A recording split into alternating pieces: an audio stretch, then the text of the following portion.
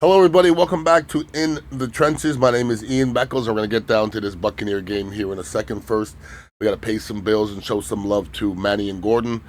They make this whole thing possible, so one love goes out to them. So it's not a Victory Monday, but I'm going to be honest with you guys. I ain't tripping.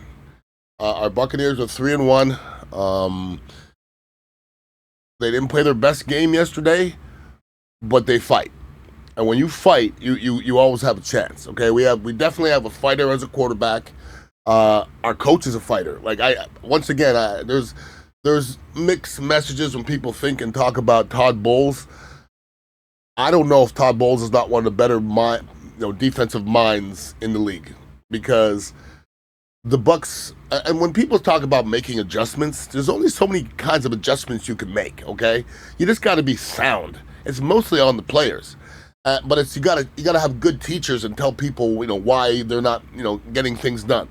I don't know if there's anybody better in the league than Todd Bowles, okay? Because the way the Buccaneers adjusted into that second half yesterday was pretty, and it gave them a chance. Everybody always wants to think that it's offense that brings you back. No, defense brings you back. All right, so they keep on scoring, we can't catch up. So our defense was the biggest part of that, and I think, to be honest with you, I hear people talking about Baker Mayfield MVP, and I get it. I think he may be the most valuable player, but don't make you think that our offense is that efficient. Our offense hasn't been efficient this year. It really hasn't, unfortunately. Okay, so we have a long way to go. Defensively, we gave up some big plays, but I think we're a pretty good defensive team.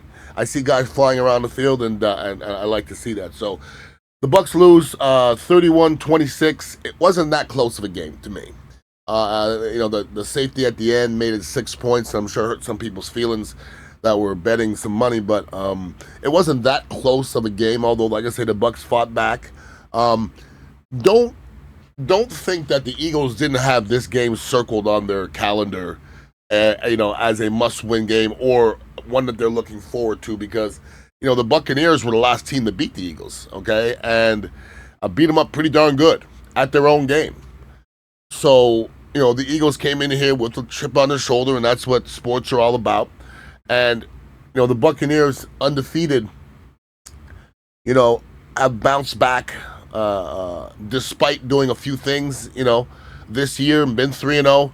But against a good football team, or to a great football team, I mean, we're okay. It's okay to say the Eagles are great. It's okay to say that. Right now, who's better than the Eagles? The answer is nobody. They were champions and they haven't lost. The Eagles are the best team in football right now, okay? What you cannot do is get a block punt for a touchdown. I don't know the statistics, but it's got to be 80% of the time you get a punt block for a touchdown, or any kick blocked for a touchdown, you're going to lose. It's got to be 80%, if not higher. It's going to be a very, very high number.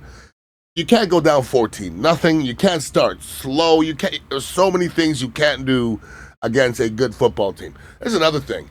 You can't play poor on special teams. It's getting to a point now where special teams are becoming an issue. We had a 21-yard punt. The punt blocked for a touchdown. Mark Royals, former Buccaneer punter, texted me right after that. And there's little things that we don't see. And Riley Dixon, who was our punter, he's had 10 punts blocked. That's a lot of punts. That has a little bit to do with the punter. Now, the snap made the punter shift a little bit, which is not good. And when you make a punter step 3 feet to his left or his right, it changes the angles of all the blocking. And they ran straight ahead and took it off of his toe. And special teams are becoming an issue, unfortunately, because you can lose games on special teams. And Bucs have had 2 huge plays go against them this year. And they got to clean that up. They got to clean it up. Now, the name of this podcast is In the Trenches, because that's where games are won. The Buccaneers in the last week brought my boy back, Desmond Watson. I'm saying he's my boy facetiously because he's not. They brought him in, and everybody, hey, did you hear the people on sports radio and all these places? They're bringing Desmond Watson in to stop the tush push. So I went back and I looked at Desmond Watson's highlights from college, University of Florida. Desmond Watson had 20 tackles in his career at the University of Florida. So his highlight film is his 20 tackles. and I went and watched all 20 of his tackles. I couldn't have seen a player play higher or with less leverage in my life. He got out of his stance so damn slow, he won't ever be an NFL football player. And if you think that they're going to bring a guy in that they had in training camp and didn't let him take one full speed practice, that he's going to plug up the Eagles push, that's going to be the guy? Get out of here. Stop it. I don't even know why people were talking that way. It's stupid. Okay? If the guy ever makes a play in the NFL, I'll be shocked. I will be shocked because I don't hear nobody talking him up. From what I heard, he just came in to be one of the big guys for the Eagles or simulate those big guys. They don't have many defensive linemen, okay? Don't be shocked if they don't cut him again, okay? But looking at that game in the trenches, I thought the Bucs held their own offensively on the offensive line. I thought our pass pro was pretty darn good. It was good enough to win, all right? Defensively, I still want to see more pass rush. We lose contained too many times. Vita Vea had 2 sacks, but I'm going to be honest with you. I'm not real happy with Vita Vea's play. I'm not. Like the first sack I believe he got was Logan was the guy made the Jalen move out, and the other one was pretty much a coverage sack. Listen, it's 2 sacks. That's all great. Go back and watch the play that Jalen Hurts runs for 40 yards on the sideline. If that's Vita Vea's 100%, shame on you. You were not busting your butt. You almost stopped and let that man run down the sideline up the field 40 yards. Back in the day when the Bucs were great, you're not seeing that. You're not seeing that. And I always revert back to Warren Sapp that told me when they drafted Vita Vea, he's too big to play in that heat. And when I see a guy lollygagging, that's not what football's about. The great ones don't lollygag, and I don't care how big or small you are. So, I mean, I got my eyes on cats, all right? As a whole, the offensive line, we blocked okay. It's still got to be better. But that's a pretty darn good defensive line. And, with a couple backups in there, I wouldn't have thought that they even hold up that much, to be honest with you. And they did. And if you look at this Bucs offense and the potential going forward, Egbuka looks like a veteran already. And he was brought in, everybody, to be the third wide receiver. Chris Godwin was in there, and Chris Godwin looked good for a guy who hadn't played in the whole year. But he doesn't look good for, a Chris Godwin. So he's not back. And that's the one thing it's going to be hard for people to realize is when you're sitting on the side, regardless how much sprinting you've been doing or running, when you get to that NFL game, you can't simulate adrenaline. And when you get in there, you're going to be gassed. And he is not in football shape. So it's going to be till probably 3 weeks from now before Chris Godwin finds himself in football shape. And Mike Evans is out for 3 weeks. So what's going to happen when Chris Godwin starts kicking in, to being Chris Godwin? Mike Evans comes back with some fresh legs. And then Buka been rolling around as number 1 because he's number 1 right now. We're going to have 3 number 1s on our team. And Baker Mayfield. We don't have a tight end. Okay? Cade Otton is a tackle. Because right now, and this is not a knock on Cade Otton, but this is real. Cade Otton is another tackle. Because of our tackles, being, or not Tristan is back, but we still got Heck in there. I mean, guys that we don't really trust. You're going to see Cade Otton in there chipping and doing things to slow down people on the end. So we haven't seen much from Cade Otton, and I don't know if it's going to happen. I really don't.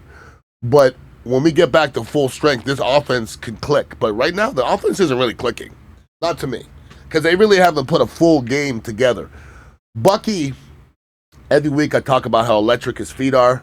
You got to watch about giving the ball too much because he's not the biggest kid in the world. Did you see his head bounce off that ground yesterday? And then he went out the game, and that's a concussion, everybody. I don't care what anybody. If your head bounces off the ground and you lay on the ground, that's a concussion. They can say what they want, but it's a concussion. And, he found a stiff arm yesterday. He had a couple really nasty stiff arms. And the touchdown that Bucky had, that long reception, was just a veteran play and an adjustment like you would make in Madden or something like that. Running up the field and just doing a wonderful job. There was some good things in that game. I thought Zion did a great job on A.J. Brown, and Zion's been playing pretty darn good football. McLaughlin, I mean, my goodness. He kicked that 58-yarder like he was hitting like a sandwich. 65. They lined up for 65, and I was like, in this humidity, I don't know if the ball's going to carry like that. And 65 didn't look like a big deal. Cam Johnson had a couple nice punt returns. And, there was some good things in the game. Listen, I'm coaching for Chamberlain football. We won 16-0. There wasn't that many good things in the game. The Bucs lost the game, and I still saw a lot of good things in there. What about the Baker interception? I'm never going to trip over Baker's interception because he's a risk taker. That's what he is. But this is the one thing I do know about Baker Mayfield, okay? And it was the same thing yesterday. His biggest plays come in the biggest moments of the game. That's a big deal. Because, Baker's making plays all through the game, but in the biggest moments of the game, Baker makes his biggest plays. And he tried his darndest yesterday. He came up a little short, but this year, without Baker, we may be 0-4. It's close. But this Bucs team is, it's not something we can worry about right now. You got to quickly turn things around. And we played a team yesterday, that Philadelphia Eagles team. I was watching a game with Tony Mayberry, who was former Buccaneer center, who was a top 50 Buccaneer, so could play a little bit. And we were looking at some of those Eagles stunts, and I don't know how you pick those up. I don't know how you have that caliber football players running that stunt. The honesty of it is, when you play against that team, you got to get that ball out. You have about 2.5 seconds. That's how the Bucs used to be back in the day. You got about 2.5 seconds, and that ball got to come out. One of those monsters on the inside are coming, and, that's it. So you got to take your hats off to the Philadelphia Eagles, who are a well-put-together football team, top to bottom, quarterback, running back, offensive line, defensive line. Cooper DeJean's a nice football player. Listen, NFL, do me a favor, okay? Don't pussify the whole goddamn sport. You're going to give a guy unsportsmanlike conduct for just literally going where he was going? You hit a guy, you're laying on top of him, you got to back out and not just... come on, man. Look, that's the enemy, I get it, but when you start calling stuff like that, I don't want that called in the NFL. Unsportsmanlike conduct for just stepping over some... Come on, man. There's a difference between taunting and just playing football, okay? So the NFL, I'm not happy with some of these calls. But like I said, I'm not tripping on that game. The Bucs were 3-1. We're still in a wonderful situation. Jamel Dean went down, and I believe Gaines went down as well with a pectoral, which means this season's going to be done. So we keep on falling, and staying healthy is one of the more important things you got to do, and that's the one thing they're not doing. And eventually that kicks you. But we got to get some of these players back. But we're 3-1, and the trajectory is looking good. There's a couple other things I want to talk about before I get out of here. The NFL just named Bad Bunny as the Super Bowl halftime show. I've talked to a couple people about it. They're like, I don't know any Bad Bunny songs. I don't either. But if I know, I'll recognize a couple of them because they've played quite a bit. Here's another thing. The NFL just made the decision to play more international games. Do yourself a favor. Don't waste your breath and say, I hate when the NFL plays international games. I hate it. Okay. Stop wasting your breath, okay? Because wouldn't it be un-American to have a product that you can make international? Because that's a no-brainer. It's a done deal.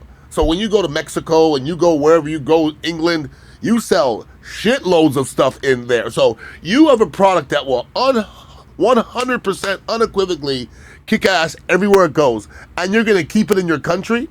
And you're going to go, I don't like it. Are you going to watch football? Oh, you are? So it doesn't matter. The NFL is going to do that. Let me tell you something about Bad Bunny, okay? Once again, don't know none of his songs, but I do know this. When I was in Puerto Rico and Colombia, don't ask who it is. It's Bad Bunny. Don't ask. It's in Colombia. It was wherever I was a mixtape of just Bad Bunny. So you're going to have Colombians, Puerto Ricans, and I believe Bad Bunny's the second biggest artist in the world other than Taylor Swift. No brainer. You're trying to go international? No brainer. And stop bitching and moaning. You sound like a little bitch. For real. The American way is to go out and make that money, and nobody knows more than 32 billionaires how to make money. Stop bitching and moaning. You're going to watch the sport anyways, just like I am. The NFL can't do nothing to make me stop watching it. Not one damn thing. So sit back and enjoy it. That's it. Done deal. Well, that game wasn't over enjoyable yesterday, but like I said, we're still in the mix, and life is still good. If you want to look for somewhere to watch the game, you come by the Dignitary Cafe. We watch the game every Sunday or Monday or wherever the hell it comes on, and it's a good place to come get your kratom and kava. And soon we're working on medical marijuana cards and stuff like that. So we coming up. So don't go anywhere. Or almost come back every week. I appreciate you coming back every week. Hit a like and all those things you're supposed to do on YouTube. And one love. We lost it, but. There's a lot of football left. Have a wonderful week, please. Peace out. You know, some lawyers want to look like superheroes on a billboard, but which lawyers are regarded as superheroes in the courtroom? Trust the expertise of board certification. Call Manny and Gordon or visit us at fightnegligence.com.